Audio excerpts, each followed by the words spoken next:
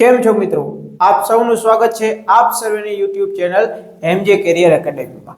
મિત્રો, આજે આપણે લઈને આવ્યા છીએ જીએસટી। જીએસટી વિશે આપણે ડિટેલ્સમાં આજ પ્રેક્ટિકલ ઉદાહરણ સાથે સમજીશું। GST goods and service tax, ગુજરાતીમાં આપણે જોઈએ તો માલ અને સેવા કર। મિત્રો યાદ રાખજો, ઘણી વખત આપણે એક્ઝામમાં તમને ડાયરેક્ટ એવું નથી પૂછતા કે જીએસટી ક્યારે અમલમાં આવ્યો, જીએસટી ડાયરેક્ટ છે ઇનડાયરેક્ટ છે, શું છે શું નહીં, પણ એ લોકો તમને ભૂલ ખવડાવવા માટે માલ અને સેવા કર એવા શબ્દોનો પ્રયોગ કરે છે। તો મિત્રો આપણે જોઈએ તો જીએસટી 1 જુલાઈ 2017 થી અમલ શરૂ એનો થયો ભારતમાં। એ એક પરોક્ષ વેરો, ઇનડાયરેક્ટ ટેક્સ એટલે કે આડકતરો વેરો છે। જીએસટી એ બંધારણનો 101મો સુધારો છે। જીએસટી લાવનાર સૌપ્રથમ દેશ ફ્રાન્સ છે। ફ્રાન્સ ઈસવીસન 1954 માં જીએસટી લાવ્યું હતું। અને જોવા જાય તો ભારત એ જીએસટી લાવનાર 161મો દેશ છે। 2017 માં ભારત 161મો દેશ હતો જીએસટી લાગુ કરનાર। ભારતમાં જીએસટી બિલ પારિત કરનાર સૌપ્રથમ રાજ્ય કે તો તે આસામ છે। જો મિત્રો આયા જરાય પણ કન્ફ્યુઝ થતા નહીં, જીએસટી બિલ પારિત કરનાર કે રાજ્ય તો સૌપ્રથમ આસામ આવશે, તથા ભારતમાં જો એમ કે જીએસટી બિલ લાગુ કરનાર એટલે કે જીએસટી અમલ કરનાર પ્રથમ રાજ્ય કે તો તે આવશે તેલંગાણા। ગુજરાત જીએસટી અમલ કરનાર 11મું રાજ્ય બન્યું છે। હવે આગળ આપણે જોઈએ તો જીએસટી નું મોડલ કેનેડામાંથી આપણે લેવામાં આવ્યું છે। જીએસટી લાગુ કરવાનો ખ્યાલ કેલકર સમિતિ, વિજય કેલકર સમિતિ દ્વારા આપવામાં આવ્યો હતો। જીએસટી પારૂપ એટલે કે પારૂપ સમિતિ છે, તેના પ્રથમ અધ્યક્ષ અસીમદાસ ગુપ્તા હતા। જીએસટી બિલના અધ્યક્ષ હોદાની રૂએ નાણાં મંત્રી હોય છે। જીએસટી કાઉન્સિલમાં કુલ સભ્યો 33 હોય છે। મિત્રો આ એક યાદ રાખજો કે જીએસટી બિલના અધ્યક્ષ હોદાની રૂએ નાણાં મંત્રી હોય છે, તથા જીએસટી પ્રારૂપના પ્રથમ અધ્યક્ષ અસીમદાસ ગુપ્તા હશે। નેક્સ્ટ આપણે જોઈએ તો જીએસટી ના સ્વરૂપો એટલે કે પ્રકારો। જીએસટી ના પ્રકારો કુલ 4 છે, જેમાં પ્રથમ પ્રકાર છે CGST, central goods and service tax, કેન્દ્રીય માલ અને સેવા કર। સીજીએસટી રાજ્યની અંદર આંતરરાજ્ય માલ અને સેવાના પુરવઠાઓ પર લાગતો કેન્દ્ર સરકારનો કર છે। મિત્રો યાદ રાખજો, સીજીએસટી એ કેન્દ્ર સરકારનો ટેક્સ છે, જે એક રાજ્યથી બીજા રાજ્યમાં નહીં પરંતુ એક જ રાજ્યમાં, દાખલા તરીકે આ આપણે એક ઉદાહરણ દ્વારા આગળ પણ સમજીશું, જેમાં સીજીએસટી ની સંપૂર્ણ આવક કેન્દ્ર સરકારને સોંપવામાં આવે છે।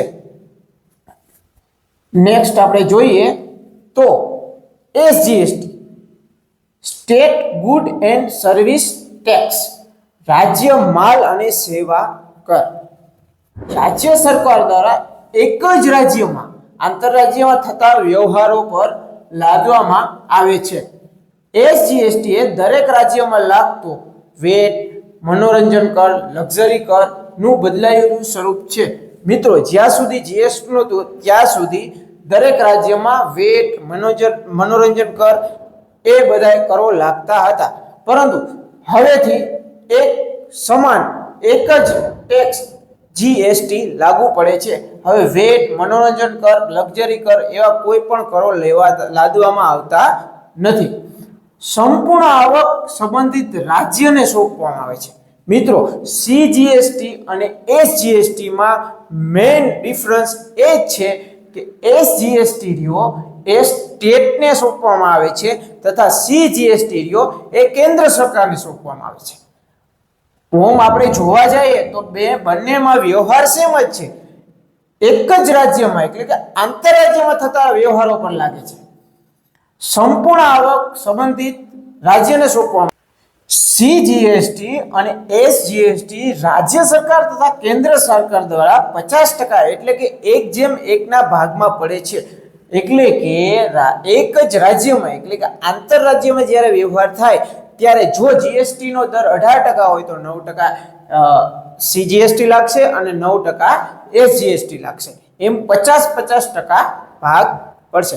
નેક્સ્ટ આપણે જોઈએ ઉદાહરણ દ્વારા સમજીએ આપણે એસજીએસટી અને સીજીએસટી. તો આપણે ઉદાહરણમાં સમજીએ કે ગુજરાતનો એક વેપારી છે, તે ગુજરાતના જ એક વેપારીને ₹10,000 નો માલનું વેચાણ કરે છે.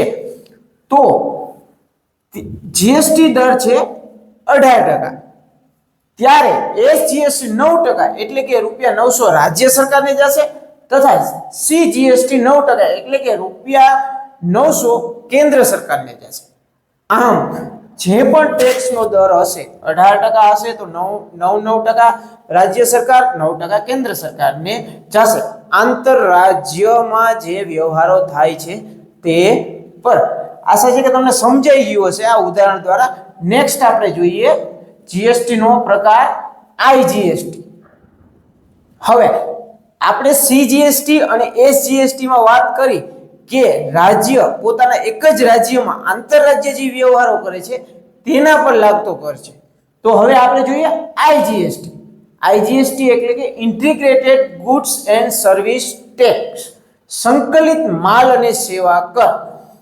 જ્યારે માલ કે સેવાઓ રાજ્યની સરહદોને પાર એટલે કે એક રાજ્યથી બીજા રાજ્યમાં વ્યવહાર થાય છે ત્યારે આઈજીએસટી અમલમાં આવે છે. આ કર માત્ર કેન્દ્ર સરકાર દ્વારા વસૂલ કરવામાં આવે છે. ઉદાહરણ દ્વારા સમજીએ આપણે કે ગુજરાતનો એક વેપારી મહારાષ્ટ્રના એક વેપારીને ₹10,000 ના માલનું વેચાણ કરે છે. જીએસટી દર 18% છે.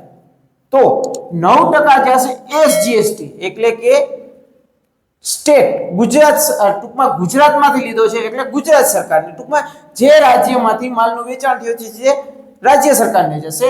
અને 9% એટલે આઈજીએસટી કેન્દ્ર સરકારને જશે. જો મિત્રો તમે આમાં જોયું, આમાં આપણે સીજીએસટી નો આવ્યો. કેમ કે આ આંતરરાજ્ય વ્યવહાર નથી, આ એક રાજ્યથી બીજા રાજ્યમાં વ્યવહાર કરવામાં આવ્યો છે. તો જ્યારે એક રાજ્યમાંથી બીજા રાજ્યમાં વ્યવહાર કરવામાં આવે છે, જો તે માલ હોય કોઈ સેવા હોય, ત્યારે આઈજીએસટી નું સ્વરૂપ ઇન્ક્લુડ ટૂંકમાં તેમાં થાય છે. નેક્સ્ટ આપણે જોઈએ ચોથા નંબરનો જીએસટી નો પ્રકાર છે તે યુટીજીએસટી, મતલબ કે union territory goods and service tax, કેન્દ્ર શાસિત પ્રદેશ માલ અને સેવા કર. મિત્રો કેન્દ્ર સરકાર દ્વારા આ ટેક્સ લાદવામાં આવે છે, જેનો અમુક ભાગ કેન્દ્ર શાસિત પ્રદેશોના વિકાસના કામો માટે આપવામાં આવે છે. હાલમાં યુટીજીએસટી 7 કેન્દ્ર શાસિત પ્રદેશોમાં અમલમાં છે. મિત્રો આપણે વાત કરીએ યુટીજીએસટી છે તે માત્ર કેન્દ્ર શાસિત પ્રદેશોમાં જ લાગુ પડે છે. તે કોઈ પણ મતલબ કે કોઈ રાજ્યો વચ્ચે તે કર લાગુ પડતો નથી. નેક્સ્ટ આપણે જોઈએ તો જીએસટી ના દરો કુલ 5 છે. પ્રથમ છે 0%, 5%, 12%, 18%, 28%. હવે આ દરો કઈ કઈ વસ્તુઓ પર કેટલા ટકા લાગે તે આપણે જોઈએ તો પહેલા આવે છે 0%. 0% પ્રાથમિક જરૂરિયાતની જે વસ્તુઓ છે, ઉદાહરણ તરીકે બ્રેડ છે, બટર છે, દૂધ છે, મતલબ કે જે ખાદ્ય પદાર્થો છે તેના પર જીએસટી 0% હોય છે, મતલબ કે તેના પર કોઈ ટેક્સ હોતો નથી. હવે બીજા નંબરનું છે 5%. શારીરિક જરૂરિયાતની જે વસ્તુઓ છે, ઉદાહરણ તરીકે દવા છે, કપડાં છે, બૂટ ચંપલ છે, તેના પર જીએસટી નો દર 5% હોય છે. અને ત્રીજા નંબરનો આપણે દર જોઈએ તો તે છે 12%. સામાજિક જરૂરિયાતની જે વસ્તુ, ઉદાહરણ તરીકે ટીવી છે, ફ્રીજ છે, વોશિંગ મશીન છે, જેવા વસ્તુઓ પર જીએસટી 12% હોય છે. તથા ચોથા નંબરનો આપણે દર જોઈએ તો તે છે 18%. પ્રતિષ્ઠા જરૂરિયાતની વસ્તુ, ઉદાહરણ તરીકે કોઈ નાની કાર છે, કોમ્પ્યુટર છે, એસી છે, હોટેલ્સ છે વગેરે પર જીએસટી દર 18% હોય છે. તથા પાંચમા નંબરનો જીએસટી દર છે આપણે 28%. મોજ શોખની વસ્તુઓ, ઉદાહરણ તરીકે લક્ઝુરિયસ કોઈ કાર છે, કોઈ 5 સ્ટાર હોટલની તમે સર્વિસ લ્યો તો તેના પર જીએસટી 28% લાગે છે. આ જે આપણે રેટ કહીયા છે, જે રેટ છે તે સરકાર ઘણી વખત આમાં રેટમાં ચેન્જ ગમે તે કરી શકે છે. મતલબ કે કોઈ વસ્તુ પર 18% જીએસટી હશે તો સરકાર તેને 12%ના સ્લેબમાં પણ લઈ જઈ શકે છે, 5%ના સ્લેબમાં પણ લઈ જઈ શકે છે. તથા કોઈ વસ્તુ એવી છે જે 5%ના સ્લેબમાં છે તો તેને સરકાર 12%ના સ્લેબમાં પણ લઈ જઈ શકે છે, 18%ના સ્લેબમાં પણ લઈ જઈ શકે છે. કોઈ વખત સરકાર અમુક સ્લેબ ટૂંક સમય માટે મોકૂફ પણ કરી શકે છે. દાખલા તરીકે જે 28% રેટ છે, અત્યારે આમાં આપણે 28% રેટ છે જ, તો અત્યારે હાલમાં ઇન્ટ્રોડ્યુસ છે 28% જે ટોબેકો ઉપર ને લાગતું હતું, પેટ્રોલ ઉપર, પણ હવેથી તે દર 40% સુધી થઈ ગયો છે. મતલબ સરકાર આમાં કોઈ પણ ચેન્જ કરી શકે છે. મિત્રો, આપણે જોયું સીજીએસટી, એસજીએસટી, આઈજીએસટી, એના વિશે યુટીજીએસટી, એનામાં જે ડિફરન્સ છે તે તમને ખ્યાલ આવી ગયો હશે. તમે આ જીએસટીના દરો વિશે પણ જાણી લીધું છે. આશા છે કે મિત્રો તમને અમારો વિડીયો ગમ્યો હશે. જો અમારો વિડીયો મિત્રો તમને ગમ્યો હોય તો અમારા વિડીયોને લાઈક કરો. જો તમારા મિત્ર મંડળમાં કોઈ આવી તૈયારીઓ કરતા હોય તો તેને આ વિડીયોની લિંક જરૂરથી શેર કરો. જો તમે અમારી ચેનલમાં નવા હોય તો અમારી ચેનલને સબસ્ક્રાઇબ કરો. તો મિત્રો, નેક્સ્ટ વિડીયોમાં આપણે મળીએ આવા જ ઉત્સાહ સાથે, એક નવા જ ટોપિક સાથે મળીએ. ત્યાં સુધી જય હિન્દ, જય ભારત, જય જય ગરવી ગુજરાત.